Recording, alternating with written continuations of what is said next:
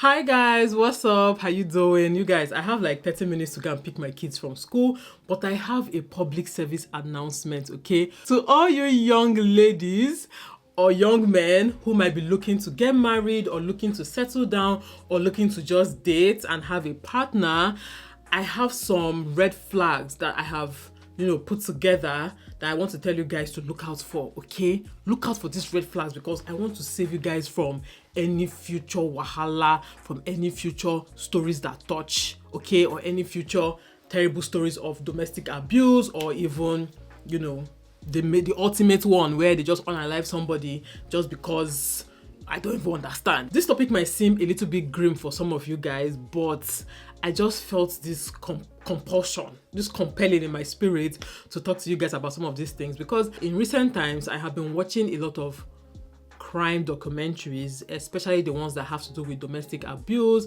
and deleting or unaliving somebody, right? And the one that has to do with it being done to you by your partner, both male and female, okay? Both male and female. So the first red flag or the first thing I need to tell you guys about is that it is both male and female, my dear. Yes, more males commit these things than women because males are more aggressive in general, right? Okay, so in domestic abuse situations, the victims are oftentimes female. But it doesn't mean that it doesn't happen the other way around, okay? A lot of men are facing domestic abuse in some form or the other. Some might be mild, some might be manageable, while others are actually life-threatening and terrible, but they will not come out and say it because they are strong men. We should not be quick to dismiss stories of abuse and stuff like that when it goes the other way, when men are the victims, because trust me, I have seen a lot of true life documentaries where not just even emotional or psychological kind of abuse, I mean physical situations where the woman is the perpetrator physically dealing with this guy, and this guy who is technically stronger than her, but because of his weak mind, he's being subdued to all of that hardship and stress and abuse because he is weak in his mind, okay? So yeah, it goes both ways. So another recurring theme I seem to have noticed is that people who turn out to be domestic abusers are usually very jealous or show signs of jealousy earlier on, okay? Routine jealousy, it might not be that serious, it might not be that bad, but they are always quick to try to control you, try to monitor you, try to dictate to you what to do and what not to do. It might start subtle and then it quickly increases, okay? Because it doesn't stay subtle for too long.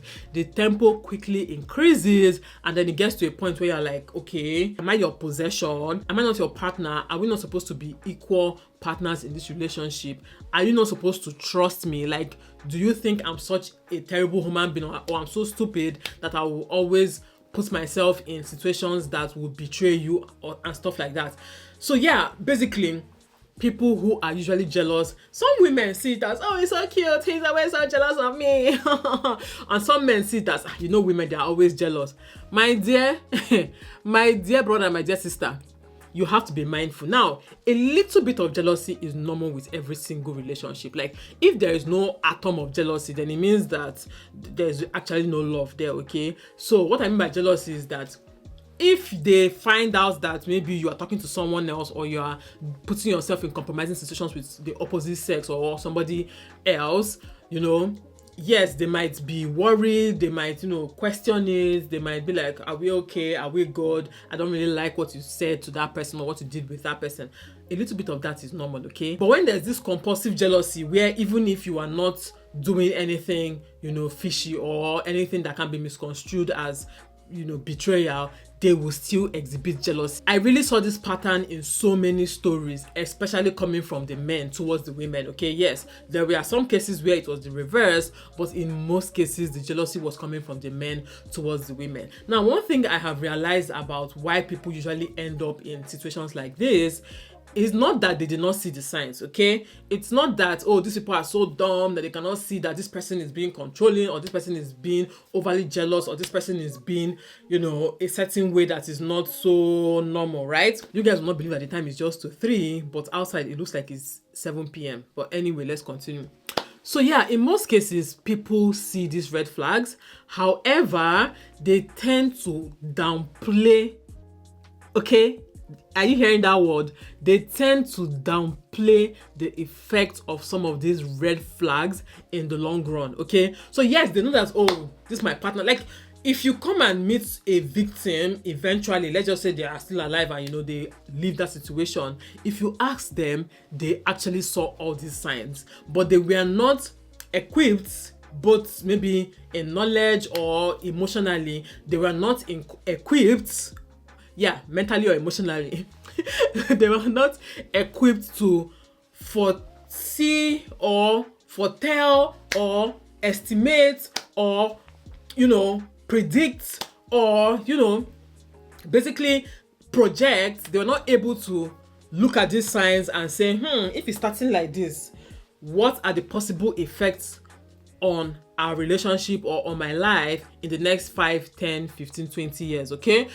Or in the next even 2 years or 1 year. It doesn't have to be that long, right? So yeah, I think that many people see the red flags. Many people understand that these are red flags, but many people feel like they can live with it. They feel like, it's bad, but he's nice in this way. He's not that bad in that way. So I can swallow this part. I can take this part. My dear sister, I'm not saying you should run, no. My dear brother, I'm not saying you should leave, oh. All I'm saying is that if you're not yet married to that person, if you're not yet committed to that person, if you don't yet have kids for that person, deal with that person with a longer distance, okay? Put some distance between you and that person so that you'll be able to evaluate the situation with clear eye, okay? If you guys are doing it, maybe you should withhold from doing it with that person so that you can see the person and the person's actions with clear eye. Don't be stigmatized. Don't be stigmatized. Don't be, infatuated with that person because you are there collecting and giving that you don't see the red flags, okay? Put some distance between you and that person and think clearly. Because me personally, I'm not the kind of person that believes that, oh, you can dine with the devil, but just use a longer spoon. Not the devil provide the food. Even if you use a very long spoon, even if you use a spoon that is like 20 feet or something, what you are scooping into your mouth, not be the devil food, not be the devil poison. So for me, it's better for you to put a distance between you and that person. It's better for you to leave that situation first. And then if you evaluate it and you feel like, oh, it's not that bad, then maybe you should go back. But even if you are going back, you have to be wary of some of these signs, okay? Now, another sign that I noticed was reoccurring as well is this partner of yours behind closed doors is not as nice as they present themselves to be outside, okay? So there are different kinds of people, right? There are different kinds of human beings. There are some people who they are outside is exactly who they are inside. There are some people who might be a little bit mean outside, a little bit when you see them outside, they're like, you don't really know where to place the person because of how they look or how they behave or how they carry themselves. But inside, or when you get to know them, they are such sweethearts, okay? You just fall in love with them. You just know that, oh, this person is just putting up this front because they're trying to protect themselves, or it's just their personality, or it's just their disposition and stuff like that, okay? Then there are the ones, and those are the most dangerous ones, who outside they are the life of the party. They are the friendliest, the nicest, the most, they offer their services to people. They're very caring. Everybody likes them. Everybody has good things to say about them. Everybody sees them as usually the life of the party. They're always talking. They talk a lot. Okay, they tend to tell tall tales, okay? They have so many stories to tell that puts them in a positive light. They have this very charming personality where people who come in contact with them but don't know them very deeply tend to fall in love with them very quickly, okay? Easily. They are easy to love, easy to get along with, easy to like, okay? Kind of person that, oh, when people go for an event, everybody's like, Where's your husband now? Where's your bobo? Where's your boyfriend? Like, we wish he was here. Like, if he misses an event, to everybody like, where is he now? So you came alone. We don't want to see you. It's not you that want to see. We want to see your boyfriend. You know those kind of people, right? I'm not saying they're bad though. I'm not saying that they're all bad, right? I'm just saying, if behind closed doors, that character where they show for outside, no be waiting you they see for inside. My dear sister, carry your slippers, dust it, and run. Exit left. My dear brother, carry your boots, knock them together, and run. Okay. Yes, of course, I cannot generalize. Okay, I'm not saying in all cases or whatever. I'm not here to talk about the fringe examples. I'm talking about generally speaking. Okay, I'm not talking about those unicorns. I'm talking about generally speaking. If somebody behind closed doors, they are mean, they are brutal, they are wicked, they are thoughtless, they are not nice, they are not so, they don't keep their words, they are not who they portray themselves outside to be, you better be careful if you are dating such person, because one thing that tends to happen is that when you start experiencing a lot of friction and you try to speak out, right? People tend to have a hard time believing you, right? I'm not saying people will not believe you. Of course, people will eventually believe you. But initially, people will just be like, are you sure? Are you sure you're not overthinking it? Are you sure you're not the problem? Are you sure? Especially when you're not the kind of person that is like that, okay? So your husband is very friendly, very nice, very while you are the more reserved type. Not like you're mean or anything, but you're not just the everywhere kind of person, right? When you come out to talk, when you come out to complain, when you come out to say, you guys, see what I'm going through, people might be like, are you sure? Are you serious? Hey, really? Maybe you should try and see what, make sure you're not the cause, make sure you're not the one that is pushing his buttons, make sure it's not you. Are you sure it's not you? Okay, search within, okay, dig deeper, look inwards. They start preaching to you, and that might actually drive you crazy.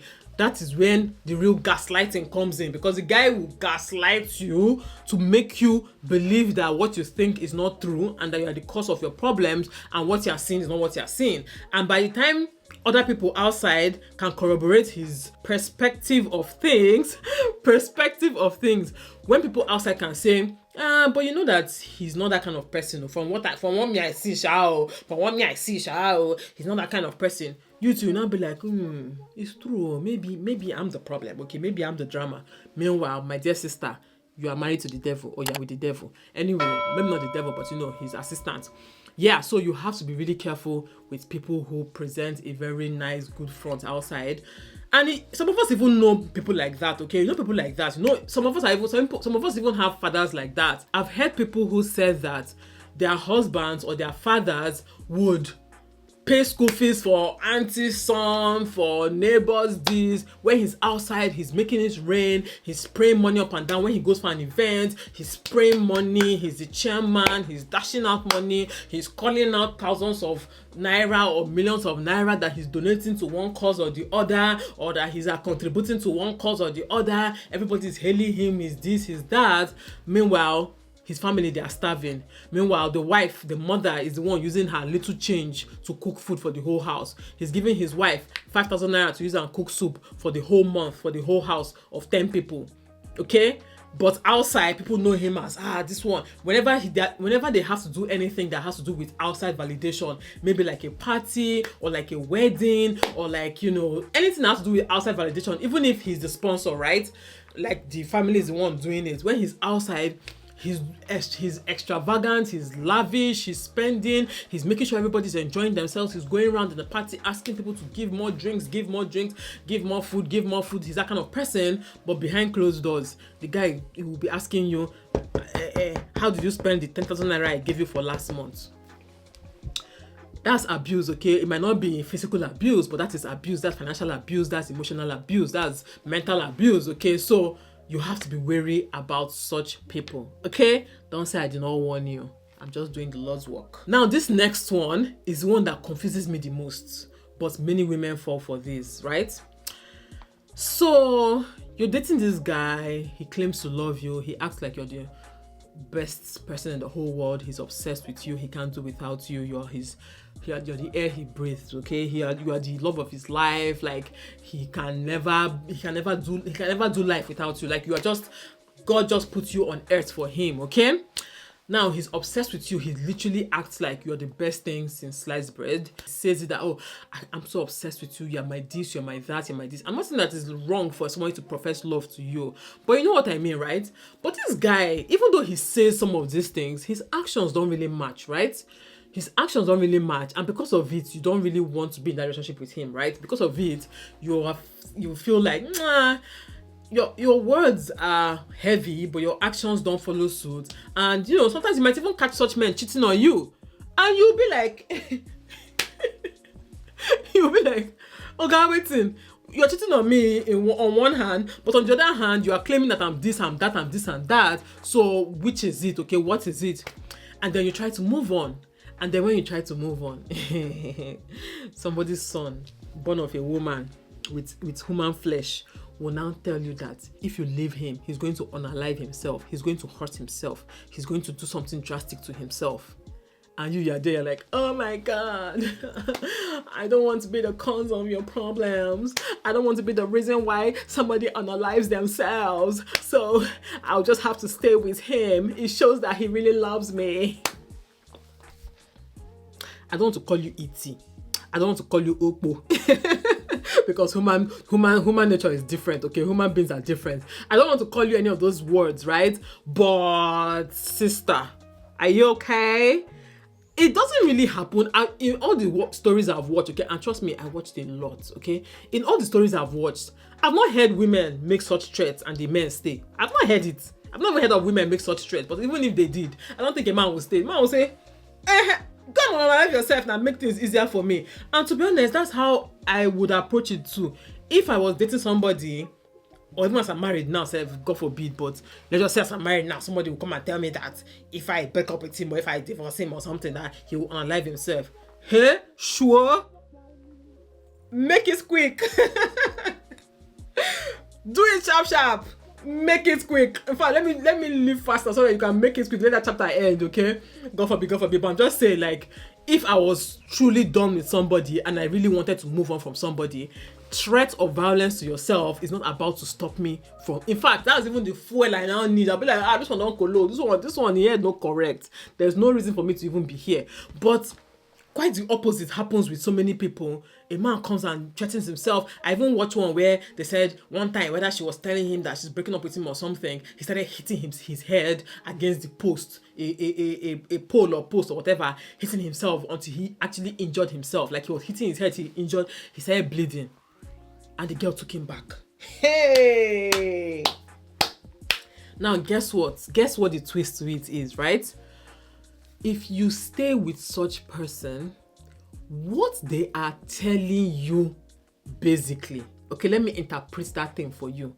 What they are trying to tell you is that I love you so much, I'm obsessed with you, I can't do without you. So if you try to leave me, I will unalive you first and then unalive myself. That's basically the interpretation of such actions, okay? If somebody threatens to do to harm themselves because you want to leave them, they are not doing it to blackmail you so that you will now feel bad. Let's say you move on with your life and you hear that they unalive themselves, you will now feel bad that, oh, they did it because of me. That's not their aim. Their aim is they're subtly telling you that you're gonna go down with me, okay? Because I can't live without you and I cannot unalive or die without you. You have to be with me forever and ever and ever.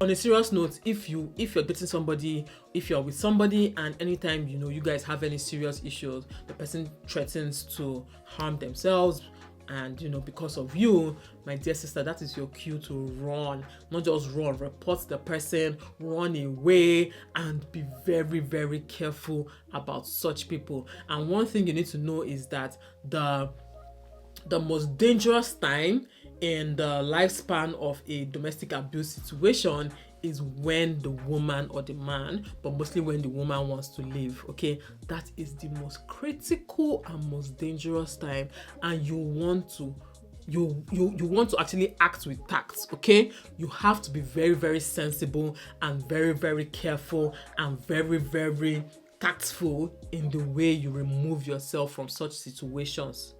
Don't go about announcing that you want to leave. Why do you want to do that? Don't go about, even as a joke. I don't even get people who joke about it, even as a joke. Don't go about saying that you're gonna leave him. I don't care if you unalive yourself, I want to leave.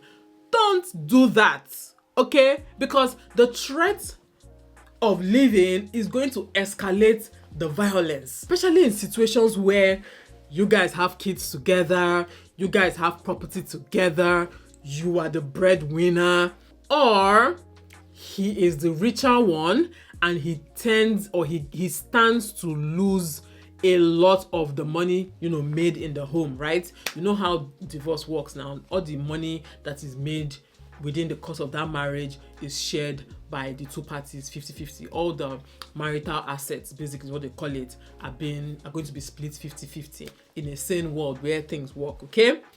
Now, in case there are men who they forget that the reason why they were able to work as hard and do as much was because they had you at home, taking care of their children, taking care of the home, preparing their meals, giving them support, both emotionally, physically, and all of that. They forget that they are able to, create all those wealth and all that assets, all those assets because you were there. Okay, so when you now want to leave, they don't want to share it because they feel like you are robbing them. They have forgotten that if not for you in the picture, they would have had more things to deal with that might not have allowed them to make that kind of money, right? Or they might forget that the reason why you were not able to go out and make as much money. I'm not saying that you don't even have to make money because they add both assets. So if you're making 10K per month, it's making 5 million per month, they will add both and divide it by 2, okay? So he will forget that the reason why you were not able to soar as high as he was soaring was because you were at home taking care of the kids, you were pregnant at some point, your career took a hit at some point, your this took a, they forget all of those things, and then all they think about is just, I worked for this money is mine, I need to keep it for myself. And then when you now threaten to leave them or threaten to take the kids away from them, they would now decide to now do the ultimate, okay? The utmost. Anyway, yeah, so you have to be very, very careful. If you want to leave a domestic abuse situation, do it as quietly and as tactfully as you can. Get as many parties involved as possible, especially the authorities. But don't rely on the authorities, because I have watched so many stories where the authorities were duly notified, duly informed, duly brought into the picture, and bad things still happen because the authorities are not God, they're not omnipotent, they're not they're not omniscient. These are human beings that you're dealing with, and sometimes they are brought into situations where even after they intervene, this couple still go back and mend things, and they're not like the outsiders, right? So they're not really very quick to act in all situations.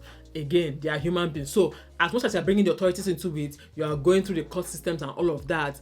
Physically remove yourself from the situation, and also take as many precautions as possible. Don't be doing chow.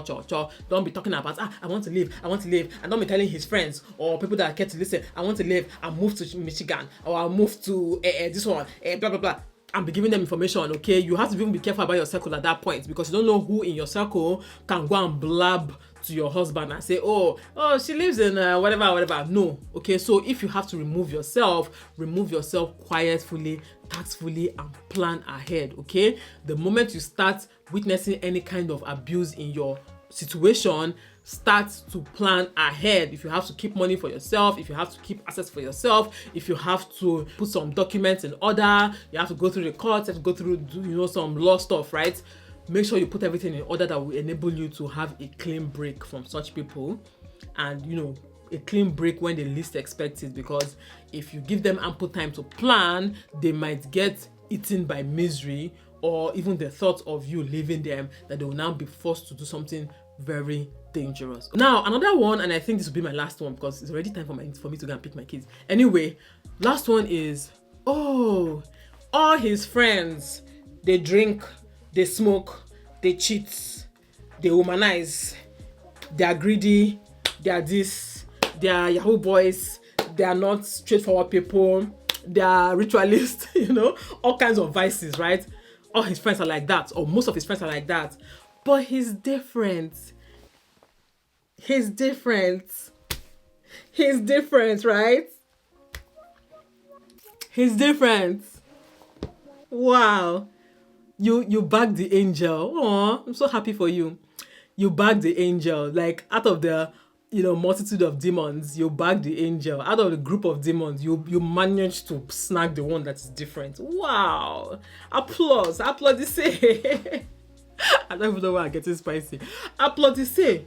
Oh, he's different. Oh, he feels like this, and he hangs out with them. They're his best friends. They're his guys. They're his guys. They're his group of friends. But he's different. Oh wow, nice. Nice. Now another part to it, this one has to do with cheating anyway, but you tell me, oh, he drinks, he smokes, he gambles, he, you know, he's impulsive, he you know, basically he lacks self-control in general, right?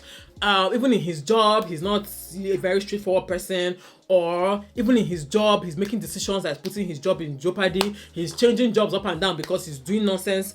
He's doing nonsense in each of his jobs, right? Basically, you get it. In every other aspect of his life, even in the home, he's just not a reliable person, right? But he doesn't cheat. He doesn't cheat. That's where he draws the line. You know, he doesn't have self-control in anything else, but when it comes to women, he has self-control. He goes to the club, he clubs all night, but he has self-control. He doesn't cheat. Okay. Oh yeah, I agree. I totally agree with you, my dear sister. I totally agree with you. He doesn't cheat. When his family calls him and asks for money, he just gives them money anyhow. He can even carry the money for the home and give his people. Like, there's no self-control anywhere. His friend can call him and ask him for 5 million naira. He'll carry his last savings, even your own, join, and, you know, give that his friend. But when it comes to cheating, that's where he can control himself. And he's not gay.